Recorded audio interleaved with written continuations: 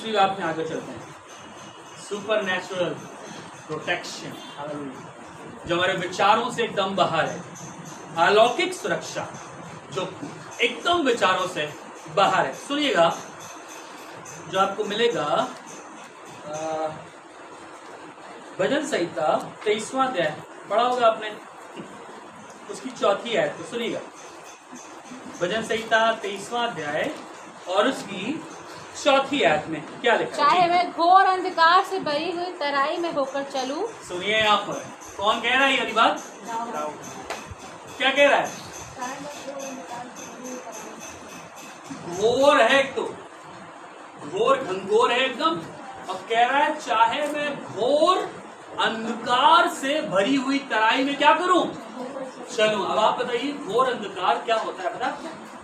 अभी भूल भुलैया गए थे लोग, रोशनी थी उसके अंदर से, तब भी खो गए थे कुछ लोग, कुछ स्टूडेंट। और लिखा है घोर अंधकार है यहाँ, मतलब यहां से यहां पैर बढ़ाए कि ना बढ़ाए। कभी भी का खुदा है जो अपने स्वर्गदूतों को भेज करके हमारी और आपकी जिंदगियों को चिंता करता है। और वो कह रहा है मैं घोर अंधकार से भरी हुई वादियों में चलूं। किस तरह से ये कह रहा है? कह रहा है मैं चलूंगा और मुझे यकीन है, ये बात के लिए कह रहा है मुझे यकीन है, कह रहा मैं चलूंगा तो भी हानि से ना डरूं। कह रहा तो भी मैं अंधकार से नहीं डरूंगा, मुसीबत से नहीं डरूंगा, बीमारी से नहीं डरूंगा, किसी भी चीज से नहीं डरूंगा। क्यों नहीं डरोगे भैया? ऐसा क्या हो गया तुम्हारी जिंदगी में? हाँ, क्योंकि तू मेरे साथ है। तू मेरे साथ है। हालेलुया। जब तू मेरे साथ है तो मुझे किसी चीज की आवश्यकता नहीं है। You will be my protection. Hallelujah. तू मुझे संभालेगा, तू मेरी सुरक्षा करेगा, तू मेरी अगुवाई करेगा। करने की क्या आवश्यकता है? देखिए, अगर हम और आप उसको देखेंगे तो हमें अंधकार नहीं दिखाई देगा। हालेलुया। सबसे पहली चीज, जगत की ज्योति है वो, और अगर हम और आप उसकी ओर देखेंगे तो चाहे जितना भी घोर अंधकार क्यों ना हो, वो चलते चले जाएंगे और आपको नजर आता चला जाएगा। सुनिएगा बहुत ध्यान से, आप अपना नाम यहाँ पर जोड़ सकते हैं, आपका जो भी नाम है। अरे तेरा रचने वाला कह रहा है, तेरा रचने वाला, और हे याकूब, और इधर नेहा,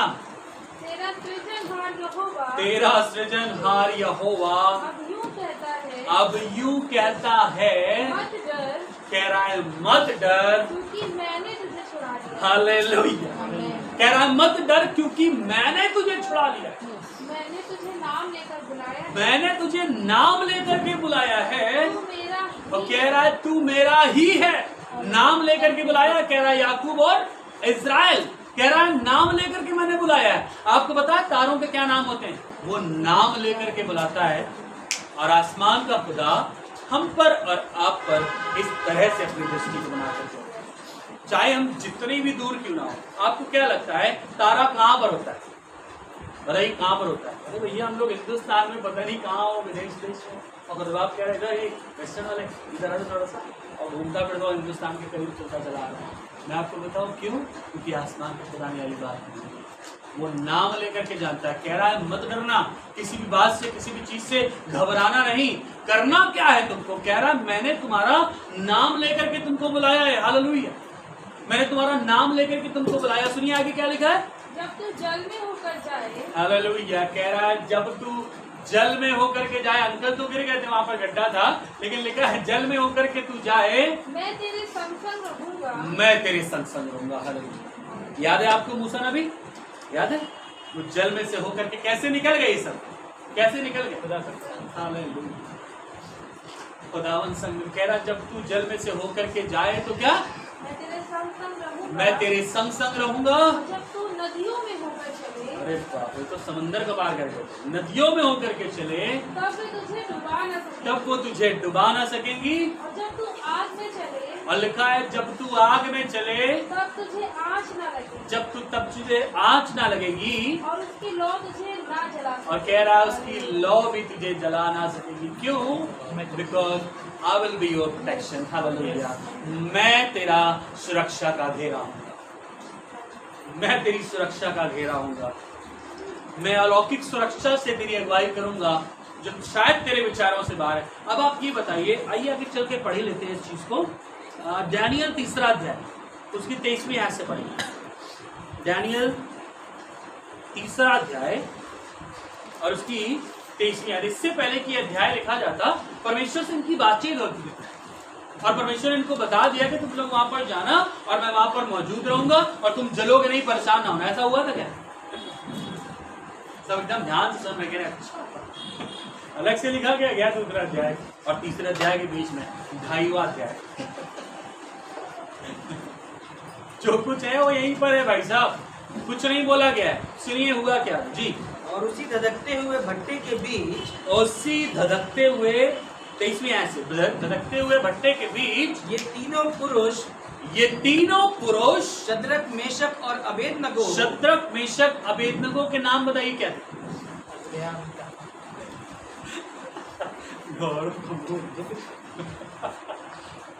क्या क्या नाम था?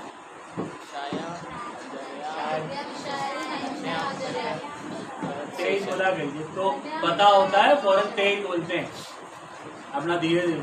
हनन्या, मिशाया, मिशाएल, हनन्या और अजर्या। क्या हुआ? शद्रक, मेशक, अबेदनगो क्या करेंगे? बंधे हुए फेंक दिए गए। लिखा है बंधे हुए, धधकते हुए भट्टे में लिखा है बंधे हुए फेंक दिए गए। हाँ, तब नबूकदनेस्सर राजा अचंभित हुआ राजा, जिसने ये आज्ञा दी थी कि ये लोग इबादत नहीं कर रहे थे। इसने कुछ कार्य दिया था, वाले कार्य के अकॉर्डिंग नहीं हो रहा था, लेकिन जैसा वो करते थे वाला काम कर रहे थे। तो इसने ऐसा करा कि ऐसा करो कि इन लोग को जा करके वहां पर डाल दो, जो धधकता हुआ भट्टा है ना उसमें डाल दो, लेकिन उसको क्या करो, कितना धधकाओ। आगे पढ़ो पढ़ते जाओ। और घबरा कर उठ खड़ा हुआ और अपने मंत्रियों से पूछने लगा। बताइए, घबरा करके खड़ा हो गए और पूछ रहा है, हालांकि काम इसी ने किया था, फिर भी अब अपने मंत्रियों से पूछ रहा है, क्या हमने उस आग के बीच 3 ही पुरुष बंधे हुए नहीं डलवाए? इधर आ रहा, तुमसे कहेंगे बैठे ना, आना नहीं, कह रहा इधर आ रहा।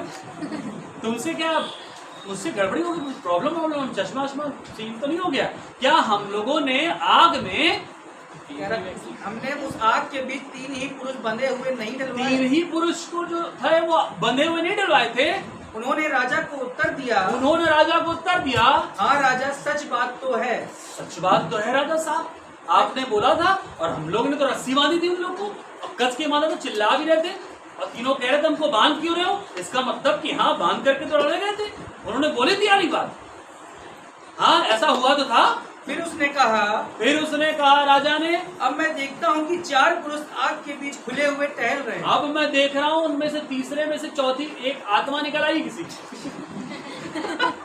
मैं देख रहा हूँ 3 डाले गए थे, एक खत्म हो चुका भाई साहब, और चौथी आत्मा भी साथ में टहल ली उन लोग की, यानी कि 2 आत्मा भी और बची है, वो भी निकलेंगी।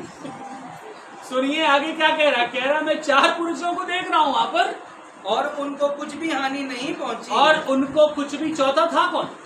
और चौथे पुरुष का स्वरूप ईश्वर के पुत्र के सदृश। हालेलुया। चौथे पुरुष का जो रूप था कैसा? ईश्वर के पुत्र के सदृश स्वरूप का, सदृश। फिर क्या हुआ? फिर नबूकदनेस्सर धधकते हुए भट्टे के द्वार के पास जाकर कहने लगा, द्वार के भट्टे के पास आया और आकर के भट्टे के द्वार के पास आया है, बहुत करीब, मतलब बहुत इंस्ट्रक्शंस होंगे, नहीं होंगे बताइए? भट्टे के इर्द गिर्द ना दिखना, एक तो 7 गुना धधका दिया गया, और जब ये डाले गए थे तो क्या हुआ था बताइए? जो डाल लेते क्या करे गए थे? वो जल गए थे, बाप रे। और ये इंस्ट्रक्शन इसको पता है, दूर से पता नहीं कैसे इसने देख लिया होगा। आप ये बताइए, देखा कैसे होगा? क्या आप आग से जलती हुई चीज के अंदर जो रोटी बन रही होती देख पाते हैं? वो भी वो अंदर लगाता है, क्या बोलते हैं उसको? तंदूर अंदर लगाता है। झांक करके देखेंगे ना, हालत खराब हो जाती है। एक बार हुआ था शादी आदि में, आप जान देर रहती ना, ये हमको भी दो थोड़ा सा झांक करके देख रहे, वो लगी तो भाई निकालो उसको। बस जितने में आपने झांका कैसे उन लोग बनाते हैं खाना, मैं आपको बताऊं, उसने झांक करके देखा, द्वार के पास में आकर के कुछ बोला। उसने क्या बोला? आज जाकर कहने लगा, हे शद्रक, मेशक और अबेदनगो, हे परम प्रधान परमेश्वर के दासों, निकल कर यहाँ आओ। कह रहा है निकल करके यहाँ आओ। ये सुनकर शद्रक, मेशक और अबेदनगो आग के बीच से निकल। बाप रे बाप, आग के बीच में से ऐसे निकल करके कोई आ रहा, दस्ते का बात। सोचिए इसको, नहीं सोच पा रहे। जब तक आग नहीं देखेंगे यकीन कहाँ करेंगे, है ना?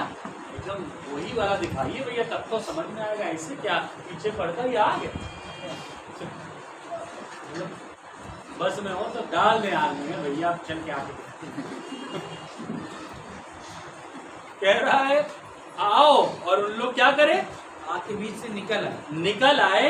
जब अधिपति, हाकिम, गवर्नर और राजा के मंत्रियों ने 29वीं आयत तक पढ़ना। गवर्नर ने, हाकिमों ने, बड़े बड़े लोगों ने जो इकट्ठे हुए थे, हाँ, उन पुरुषों की ओर देखा, तब उनकी देह में आग का कुछ भी प्रभाव नहीं पाया, कुछ भी प्रभाव नहीं पाया, और उनके सिर का एक बाल भी ना झुलसा, और उनके सिर का एक बाल भी ना झुलसा, ना उनके मोजे कुछ बिगड़े, और ना उनके मोजे कुछ बिगड़े, और ना उनमें जलने की कुछ गंध पाई। लिखा है ना उनके अंदर जलने की कुछ गंध पाई। हाँ, नबूकदनेस्सर कहने लगा, धन्य है शद्रक, मेशक और अबेदनगो का परमेश्वर, धन्य है शद्रक, मेशक, अबेदनगो का परमेश्वर, जिसने अपना दूत भेजकर अपने इन दासों को इसलिए बचाया, क्योंकि इन्होंने राजा की आज्ञा ना मानकर हाँ, उसी पर भरोसा रखा। राजा कह रहा है वाली बात, समझ रहे हैं आप? ये प्रोटेक्शन कैसे मिलता है बताइए, कैसे मिलता है? आज्ञा मानने से। खुदा की सच्ची आराधना करने वालों पर ये प्रोटेक्शन कार्य करता है। और राजा इस बात के लिए कह रहा है इन्होंने ये वाली बात को ना मान करके, लेकिन सच्चे परमेश्वर की क्या आज्ञा ना मानकर उसी पर भरोसा रखा, उसी परमेश्वर पर भरोसा रखा, और यह सोचकर अपना शरीर भी अर्पण किया, कि हम अपने परमेश्वर को छोड़ किसी देवता की उपासना व दंडवत ना करें, नहीं करेंगे। इसलिए अब मैं यह आज्ञा देता हूँ कि देश देश और जाति जाति के लोगों और भिन्न भिन्न भाषा बोलने वालों में से जो कोई शद्रक, मेशक और अबेदनगो के परमेश्वर की कुछ निंदा करेगा, वह टुकड़े टुकड़े किया जाएगा। बाप रे बाप। और उसका घर भूरा बनाया जाएगा, क्योंकि ऐसा कोई और देवता नहीं जो इस रीति से बचा सके। हालेलुया। बचा सके, लास्ट में वर्ड आया है बचा सके। बचा सके की इंग्लिश क्या होती है? प्रोटेक्शन। बचाने वाला, प्रोटेक्ट करने वाला कोई नहीं है। कौन है? आसमान। I will be your protection. मैं तुम्हारा प्रोटेक्शन बनूंगा।